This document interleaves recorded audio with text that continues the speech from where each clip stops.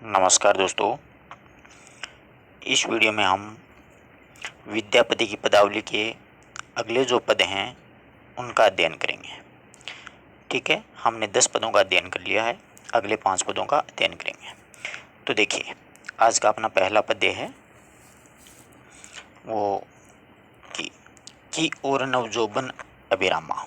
की ओर का शाब्दिक अर्थ अगर लगाया जाए तो ये होता है कि आहा यह कैसा सुंदर है। की ओर नवजोबन अभिरामा कि आहा नायिका का ये यौवन कितना नवीन और कितना आकर्षक और कितना सुंदर है। नायिका का जो नवीन जो यौवन है वो कितना सुंदर और कितना आकर्षक है, कितना अभिराम। अभिराम का मतलब होता है सुंदर है। जत देखल तत कहिए न पाइयो छहो अनुपम एक ठामा है। यानी इतना सुंदर नायिका का जो यौवन है वो लग रहा है कि आंखों का देखा जैसा होता है वैसा उसका वर्णन नहीं किया जाता है। जत देखल तत कहिए न पारिये छऊ अनुपम एक ठामा है। यानी आंखों के जैसे देखा वैसा वर्णन नहीं किया जा सकता है, उसी रूप में वर्णन। यानी दूसरे शब्दों में अपन ये कह सकते हैं कि नायिका का जो सौंदर्य है वो अवर्णनीय है, अतुलनीय है, यानी बहुत ही सुंदर है। नायिका के शरीर पे है वो जो यौवन पुष्पित पुलवित हो रहा है वो काफ़ी सुंदर लग रहा है। यानी आँखों से जैसा अपन देखते हैं वैसा वर्णन नहीं किया जाता है, उसी रूप में कि कुछ ना कुछ उसमें हेर फेर हो जाता है। मतलब दूसरे शब्दों में नायिका का जो सौंदर्य है वो अवर्णनीय है, उसका वर्णन नहीं किया जा सकता। ठम्मा का मतलब नहीं किया जा सकता। आगे देखिए, अनुपम एक है ठामा, यानी पायर चाहूँ अनुपम एक है ठामा। यहाँ पर यह कहना चाह रहा है कि नायिका के शरीर के संगठन में छहों अपूर्व पदार्थ एक ही स्थान पर आकर के स्थिति यानी एकत्रित हो गए हैं। ठम्मा का मतलब एक ही स्थान पर, अनुपम मतलब सौंदर्य के, छाऊ मतलब छह, पायर आकर के, यानी नायिका का जो शरीर है उस पर, नायिका का जो शरीर है उस पर छहों अपूर्व पदार्थ एक ही स्थान पर आकर के एकत्रित हो गए हैं। ठम्मा का मतलब स्थान पर है। हिरण इंद्र अरविंद, हरिण इंद्र अरविंद करिनी हेम पिक भूजल अनुमानी। हरिण का मतलब वैसे तो स्वर्ण से लगाया जाता है, परंतु यहाँ पर अपन कंचन से लगाएंगे। हरिण इंद्र अरविंद करनी, अर्थात नायिका की जो दृष्टियां हैं वो पूर्ण रूप से अनुपम सुंदरी के समान लग रही है। हरिण इंद्र अरविंद, अरविंद का मतलब कलम होता है, कमल होता है, और करिणी हेम पिक भूजल अनुमानी, यानी दोनों कुचों पर भी उनके अस्त व्यस्त जो केस हैं वो बड़े मुकुलित हो रहे हैं, बहुत ही सुशोभित लग रहे हैं। ये जैसे हेम यानी स्वर्ण का जो पर्वत होता है उस पे जैसे लगता है, उसी प्रकार के उसके जो स्तन हैं कुछ हैं उस पे वो केस बड़े ही मुकुलित हो रहे हैं। नयन बदन परिमिल गति तन रुचि आओ अति सुलली बानी है। यानी बाल, काले जो बाल हैं उसके बीच में हार है वो बिल्कुल उसमें उलझ कर रह गया है। यानी नायिका जो है उसकी दृष्टि है वो संपूर्ण दृष्टियों से पूर्ण और अनुपम सुंदरी है। उसके दोनों कुचों पर उसके बाल हैं वो अस्त व्यस्त हो गए हैं, यानी कुछ पर परसी। आगे देखिए,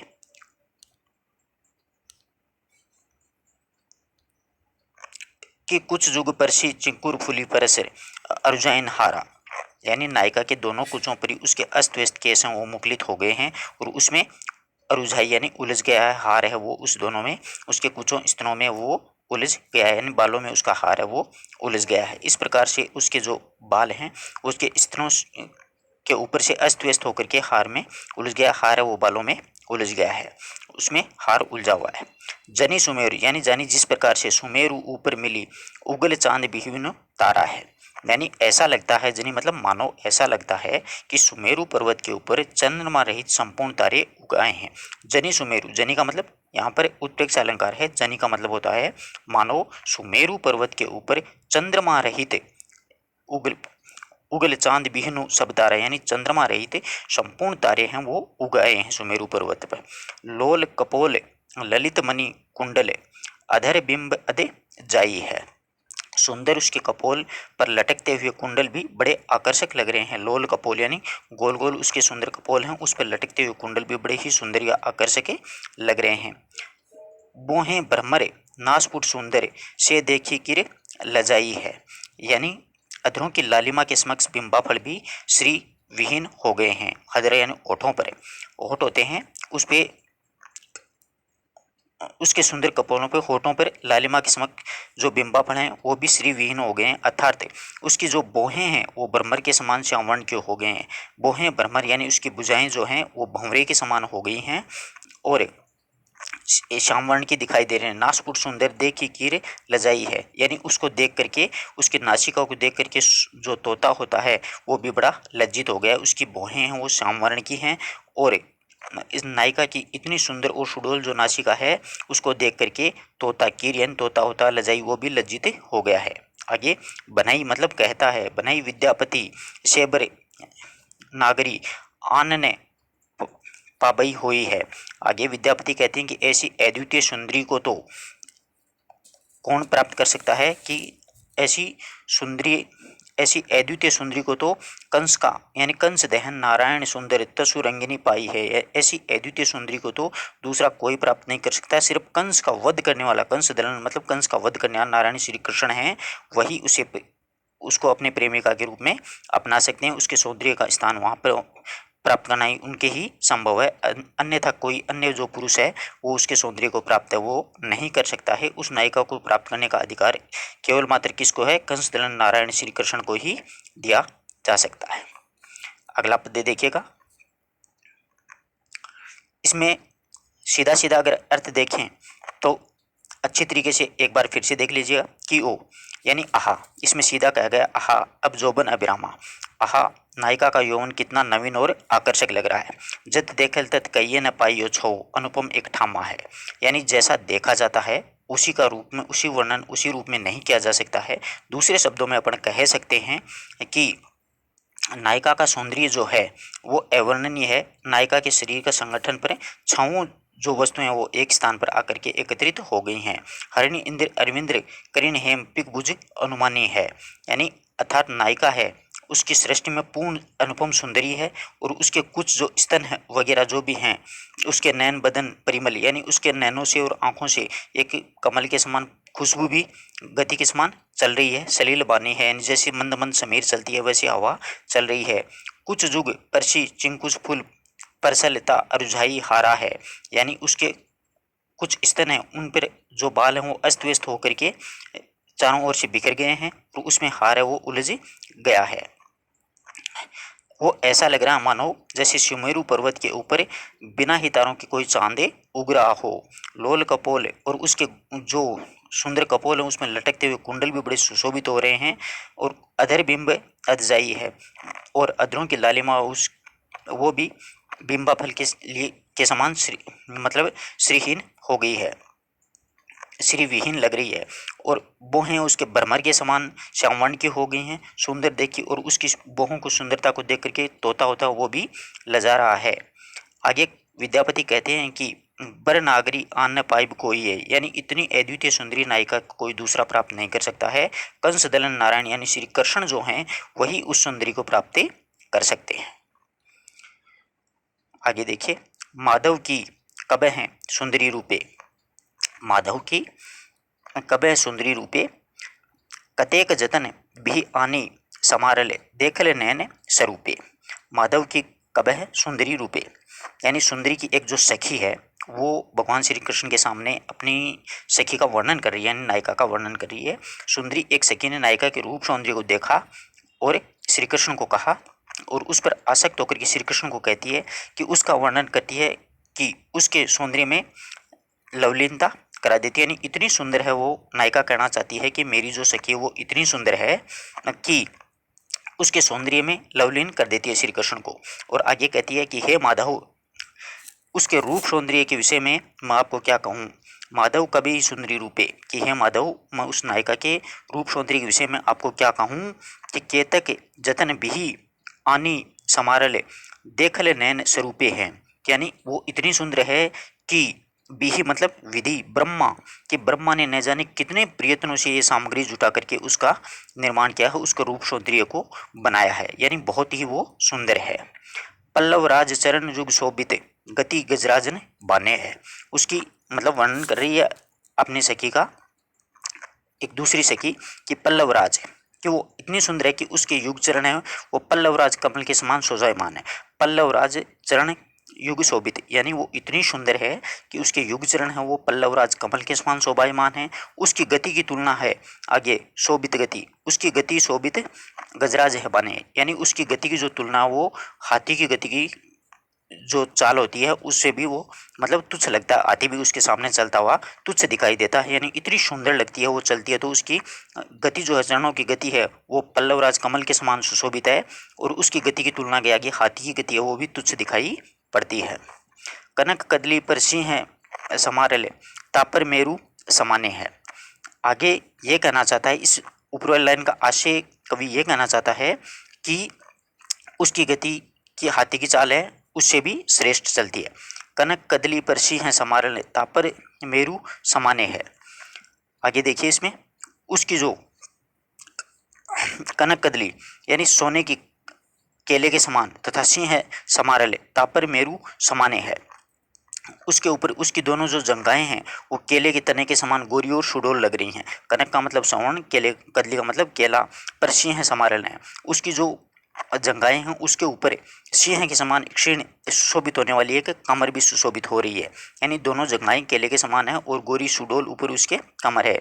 ऐसी अनुपम जंघाओं के ऊपर सिंह के समान क्षीण एक कटी यानी कमर भी सुशोभित हो रही है। मेरु ऊपर दुई कमल फुलाए, मेरु, मेरु मतलब कमर होती है। जिस प्रकार से देखिए सुमेरु पर्वत के रूपी जो वक्ष स्थल है, मेरु मतलब सुमेरु पर्वत रूपी जो वक्ष स्थल है, उस पर दो कमल कुछ बिना ही नाम के डंठल के नाल बिना रुचि पाई है। यानी सुमेरु पर्वत रूपी वक्ष स्थल पर दो कमल कुछ के बना, कुछ से बिना हुआ, बिना ही डंठल के और अत्यंत शोभाई धारण के हुए सुशोभित हो रहे हैं। मणि मणिमय हारे धाय भू सुरसरी, ते नहीं कमल सुखाई है। ये जो वो कमल के समान कुछ मुरझाए हुए नहीं हैं, क्योंकि उसके ऊपर मणियों का हार जो कि गंगा जी के समान है वो जलधारा लगातार उस पर डालता रहा है। मणिमय हार है यानी मणियों का जो हार है, जो कमल जो उसके कुछ कुछ रूपी जो कमल हैं वो कभी भी मतलब मूर्छित मुरझाए हुए नहीं हैं, क्योंकि उसके ऊपर मणियों के हार है। उसके माध्यम से उसको लगातार जैसे गंगा के समान जल है वो प्राप्त होता रहा है। गंगा जी के समान एक जलधारा लगातार उसमें मिलती रहती है। नहीं कमल सुखाई है, वो कमल कभी भी सूखे नहीं है। अधर बिंब सम, अधर बिंब सन दर्शन दाढ़ी में, विजु रवि शशि उगथिन पासे हैं। और विशेषता उन कमलों की यह है कि वह कमलों रूपी जो कुछ हैं बिना ही डंठल के होते हुए भी सूखते नहीं हैं। और उसके अधर यानी होठ जो हैं, अधर बिंब सन दसन दाड़िम बिजु रवि शशि उगथिनी पासे हैं।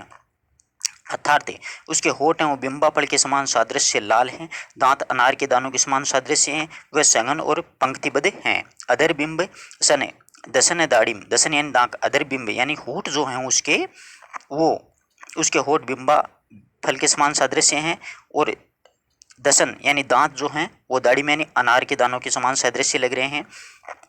रवि शशि उगथिन पासे हैं, और उस के समान सादृश्य लग रहे हैं कि मानो संगन बद एक पंक्ति में खिले हुए हैं। राहु दूर बसु नेर ने आबथी, ते नहीं करथी ग्रासे हैं। अर्थात नायिका का जो शरीर है उसमें बाल जो हैं वो सूर्य मंगल बिंदु तथा चंद्रमा मुख के पास उदित हो रहा है। ये दोनों समीप उगने के कारण राहु उसके केस पर स्थित रहता है। यानी राहु दूर बसु नेरे न अबाथी, ते नहीं करती ग्रासे हैं। अर्थात उसके जो केस हैं, अर्थात दोनों के समीप होने के कारण राहु उसके केस दूर पर स्थित रहता है और उन्हें ग्रासता नहीं है और न ही समीप आता है उसके। अर्थात ज्योतिष शास्त्र के अनुसार यदि सूर्य और चंद्रमा एक ही स्थिति में हो तो ग्रहण नहीं लगता है। सारंग नैन बैन पुनि सारंग, सारंग सुत समादाने हैं। सारंग ऊपर उगल 10 सारंग के लिए करथी मधु पाने हैं। अब इसमें सारंग सारंग का सभी जगह अलग अलग अर्थ आएगा। देखिए सभी सारंगों का अपन को पढ़ना है। इसमें देखो नायिका के नेत्र हैं वो मृग के समान हैं। सारंग नयन यानी नेत्र यहाँ पर मृग के समान दिखाई दे रहे हैं। सारंग नयन बैन पुनि सारंग, नायिका के जो नेत्र हैं वो मृग के समान है, वाणी है वो कोयल के समान है, मधुर लग रही है। सारंग तुम सारंग तसु समुदाने हैं। सारंग ऊपर उगल 10 सारंग केली करथी मधु पाने हैं। यानी नायिका के नेत्र मृग के समान है, वाणी कोकिला के समान है, और उनके कटाक्षों में है वो कामदेव निवास करता है। कमल के समान मुख के ऊपर अनेक भ्रमर क्रीड़ा कर रहे हैं, यानी केली करथी मधु अपमान्य हैं। इसी प्रकार जैसे उसकी कटाक्षों में कामदेव का निवास है, कमल के समान मुख के ऊपर उसके भ्रमर क्रीड़ा करते हैं तथा मकरंद का रसपान कर रहे हैं। भाव ये कि भ्रमर उसके केसों के प्रतीक हैं और उसके मुख के ऊपर पहरा दे रहे हैं। बनई विद्यापति सुने, आगे विद्यापति कहते हैं कि सुन बर जो बीती जहन जगत नहीं आने, राजा शिव सिंह रूपराय लखीमा देह प्रतिभाने। ये है राजा शिव सिंह और लखीमा देवी के लिए लिखा गया पद्य है कि विद्यापति कहते हैं कि हे माधव सुनो, ऐसी अनिग्ध सुंदरी संसार में अन्यत्र नहीं है। रानी लखीमा देवी के पति नारायण स्वरूप राजा शिव सिंह इस रूप को जानते हैं, यानी शिव सिंह के लिए और लखीमा देवी के लिए लिखा गया ये पद्य है। यानी नायिका के चारों तरफ का बहुत ही शानदार वर्णन किया गया है इसमें कि एक बार एक एक लाइन का पढ़ते हैं अपन। माधव कभी सुंदर रूपे कि एक सखी अपनी दूसरी सखी का वर्णन करती है कि हे श्री कृष्ण, हे माधव, उसके रूप सौंदर्य के विषय में मैं आपको क्या बताऊं कि केतक जतन भी आनी समारल देखल नयन स्वरूपे है कि किसी बहुत ही प्रयत्न के साथ में ब्रह्मा जी ने न जाने कितने प्रयत्न की सामग्री जुटा करके उसका निर्माण किया है, उसके रूप सौंदर्य का निर्माण किया है। वो कैसी है? पल्लव राज चरण युग शोभित, यानी वो ऐसी लगती है, उसके युग चरण जो है, पाँव हैं, वो पल्लव राज यानी कमल के समान शोभायमान है और उसकी गति जो है वो गजराज हाथी के समान है, यानी वो जब चलती है तो हाथी भी उसके आगे कमजोर लगता है। कनक कदली परसी है समारण तापर मेरु सामान्य है कि उसके ऊपर सुमेरु पर्वत है विद्यमान है, अर्थात वक्ष स्थल है, उस सुमेरु पर्वत के समान ही शोभित लग रहा है। यानी उसकी गोरी जो केले के समान जो जंगाएं हैं उसके ऊपर समारल ताप सुमेरु है। मेरु ऊपर दुई कमल फुलवाने, और उस सुमेरु पर्वत के ऊपर दो कमल के समान उसके कुछ हैं वो सुशोभित हो रहे हैं। नाल बिना रुचि, और ना ही उसके कोई डंठल उन कमलों के। मणि हारे धारे बहु सुरसरी ते नहीं कमल सुखाई है, यानी मणियों का जो हार है वो लगातार उस कमलों को लगातार गंगा की धार के समान उसे पानी मिल रहा है, वो सूख नहीं रहे हैं, वो कमल बिल्कुल खिले बिले हैं, उनके डंठल न होते हुए भी। उसके होठ हैं वो बिंब के समान लग रहे हैं, दर्शन दाड़िम, और दसन उसके दांत हैं वो दाड़िम के समान है। बिजु रवि शशि उगवाने हैं, और उसके जो हैं संगन पंक्ति में एक दृश्य लग रहे हैं।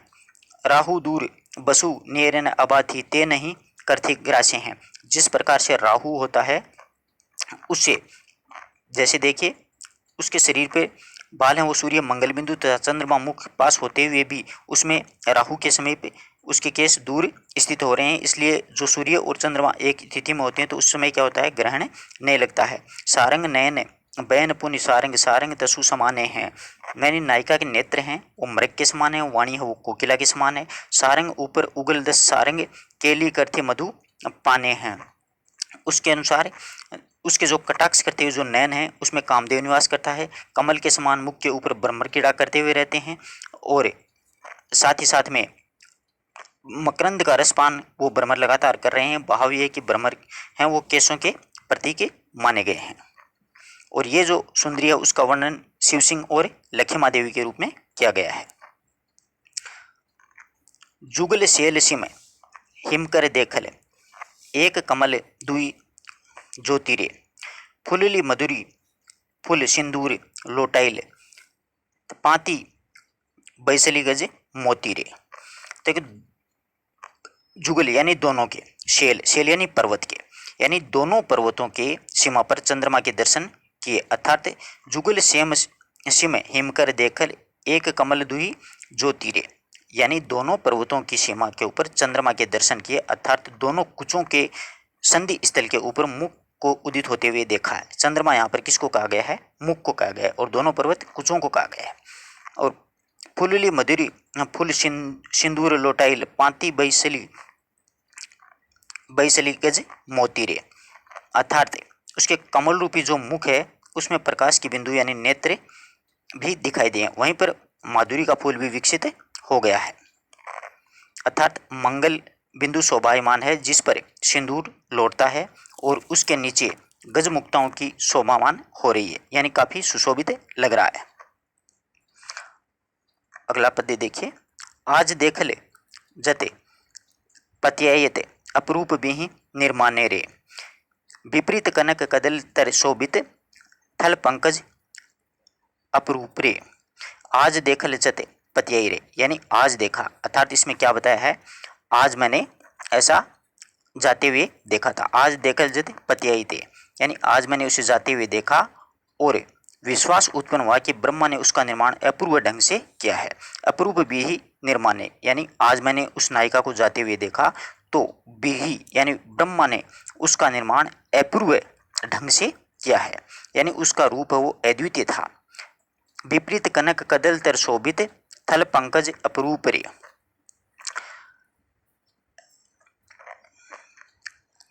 सोने के केले विपरीत कनक कदली तर शोभित थल पंकज अपरूप रे, यानी सोने के केले के स्तंभ के नीचे स्थल पर विकसित होने वाला कमल सुशोभित हो रहा था। तथा वो मनोहर बाजन बजई जागई मनसिज भूपरे, आगे देखिए इसमें मतलब क्या कहना चाहता है, अर्थात स्वर्ण कदली के सदृश सुंदर सुडोल जंघाओं के नीचे चरण रूपी दो कमल विकसित हो रहे थे।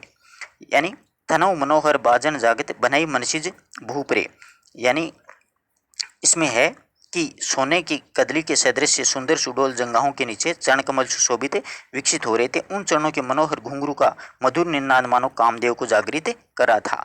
मथो मनोहर बाजन बजाई रे जागई मनसिज भूप रे, यानी उसके जो घुंघरू थे बाज रहे थे उससे मानो मधुर निनाद से कामदेव वो जागृत हो रहा था।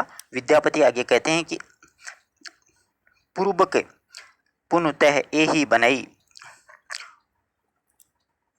रसमंतरे बुझई सकल रसराज शिव सिंह लखीमा देह रे कंतरे। आगे विद्यापति कहते हैं कि ऐसी रसवंती या फिर सुरसरी का नायिका को वही प्राप्त कर सकता है जिसने पूर्व जन्म ने अनेक पुण्य कार्य क्या किया, पुण्य यानी पुण्य कार्य किए हों, और इस संपूर्ण रस को लखीमा देवी के पति शिव सिंह ही जानते हैं, यानी संपूर्ण जो रस है उसका रसपान है वो लखीमा देवी के पति शिव सिंह को ही प्राप्त होगा। अगला पद्य देखिएगा।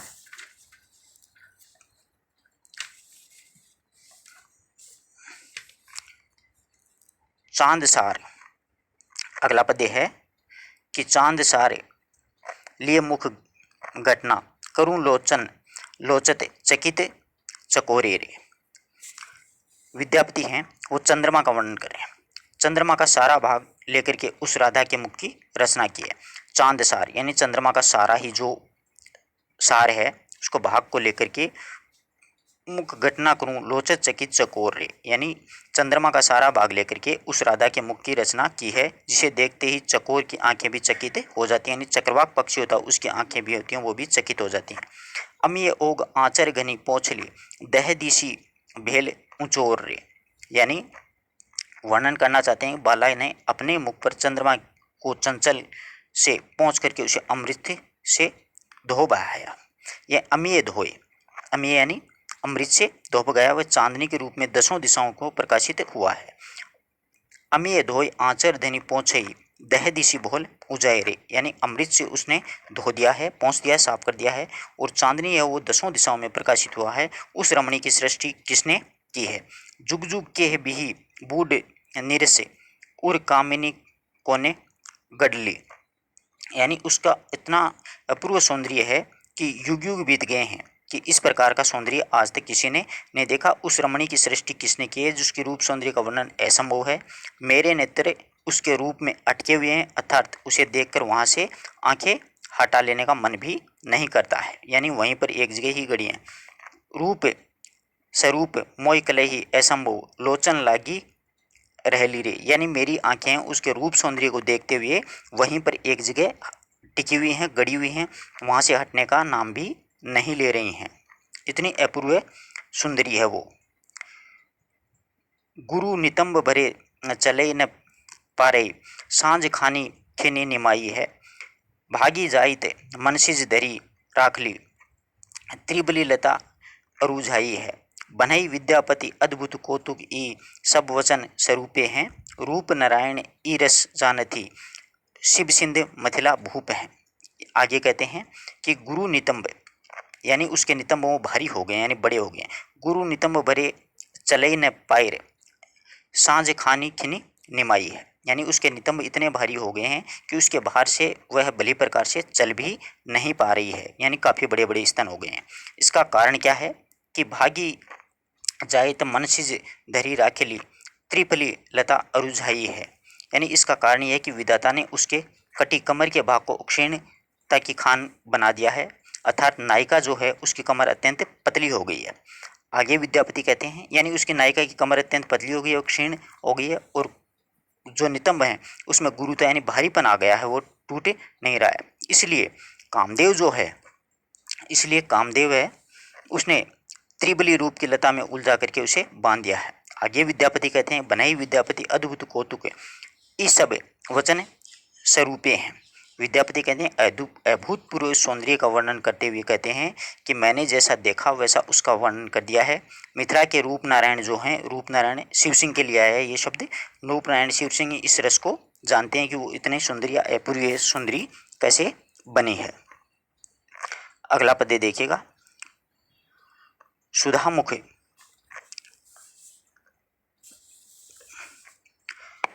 कि सुधामुखी के भी निर्मिल बाला, सुधामुखी के भी निर्मिल बाला, यानी उस चंद्रमा मुख रूपी मुख वाली यानी चंद्रमुखी बाला का निर्माण किस विधाता के द्वारा किया गया है। सुधामुखी के ही भी निर्मिल बाला यानी चंद्रमुखी रूपी उस बालिका का निर्माण है वो किस विधाता के द्वारा किया गया है। कहने का भाव है कि उस नायिका की इतनी अनिज्ञ सुंदरी है, उसका निर्माण किस विधाता ने अपनी विशेष कला या चातुराई इसमें दिखलाई है। अपरूप रूप मनोबल मंगल त्रिभुवन बेजी माला है, यानी वो इतनी अपूर्व सुंदरी है, उसका रूप अपूर्व है, कामदेव को आनंदित करने वाला रूप है। सुंदर बदन चारु अरु लोचन काजर रंजित बेला है, यानी उसका मुख जो है वो बहुत ही सुंदर है। यानी कहने का मतलब है कि वह तीनों भुवनों को पराजित करने वाली माला के समान है। मुख सुंदर और नेत्र और बड़े रमणीय हैं, और उसके काजल लगा हुआ है जो बड़ा सुंदर प्रतीत होता है। सुंदर बदन यानी उसका शरीर बड़ा ही सुंदर है। चारु और लोचन और उसकी आंखें हैं वो बड़ा ही रमण करने वाली हैं, बड़ी रमणीय नेत्र हैं उसके। लोचन काजल रंजित बेला है, अर्थात उसके जो काजल लगा रखा है वह बड़ा सुंदर प्रतीत होता है। कनक कमल मांझ काल भुजंगिनी श्रीयुत खंजन खेला है, और उसके सुंदर मुख के सुंदर काजल लगी हुई है, मानो सोने के कमल मुख से काली सर्पिणी अंजन क्रीड़ा कर रही हो, अथवा मानो काल भुजंगिनी रूपी आंखें कनक कमल रूपी मुख के बीच में सुंदर खंजन की तरह वो खेल रही हैं, यानी कटार की तरह वो लग रही हैं। नाभि बिंबर सैलोम लावती भुजंगनी निशास प्यासा है, यानी उसकी नकीली नाक में क्रूर की चोंच के समान समझ करके डर से कूच रूपी दो पर्वतों के बीच में संकीर्ण मिलन स्थान आ गया है। आबसिए कहने का भाव ये है कि रोमावली नाभि का प्रारंभ होकर के कुचों तक आते आते समाप्त हो गई है। नासा खगपति चंचू ब्रह्म कुछ गिरी निवासा है, तीन बान मदन तेजल बिनो बनबे अवधि रहल दवबाना है, बिही बड़ दारुण बधई रसिक जन सौंपले तोहरे सयाना है। कहने का भाव है कि अनुपम मनोरमा का संगतपन करके कामदेव हैं उसने पंचबाण कहते हैं, सो मदन ने पांचों बाणों में से तीन बाण तो तीनों लोकों में छोड़ दिए हैं, शेष दो बाण रह गए हैं। ब्रह्मा भी बड़े इसमें निष्ठुर हो गए हैं, वो भी जो हैं ब्रह्मा भी इस मामले में बहुत निष्ठुर हो गए हैं। उन बचे हुए दो बाणों को रसिकों की हत्या करने के लिए तुम्हारे नैनों को सौंप दिया है। भाव ये कि नायिका के जो नेत्र हैं वो कटाक्ष बाणों के समान मर्म भेदी प्रहार कर रहे हैं, जो भी उनका लक्ष्य बनता है वही घायल हो जाता है। कवि विद्यापति आगे कहते हैं कि हे श्रेष्ठ सुंदरी, यह रस कोई जानता है, रानी लक्ष्मा देवी को प्रसन्न करने वाला रूप नारायण राजा शिव सिंह है वो ही इसको जानते हैं। इस प्रकार से अपन ने पांचों पद्यों का अच्छे से अध्ययन किया है। किसी शब्द में शब्दांश में कोई आपको समझ में नहीं आया हो तो आप लोग कमेंट कर सकते हो।